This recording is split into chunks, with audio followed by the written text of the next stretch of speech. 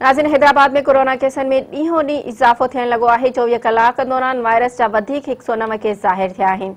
उन हवाले सां अपडेट करे रहियो आहे मेराठी जो रिपोर्टर मुदस्सर अब्बास। मुदस्सर, छा तफ़सील आहिनि? सायरा सिंध जे ॿिए नंबर वॾे शहर हैदराबाद में कोरोना वायरस जी सूरताल ॾींहों ॾींहुं संगीन थींदी पई वञे। रोज़ानो कोरोना वायरस जे केसनि में तेज़ी सां इज़ाफ़ो थी रहियो आहे।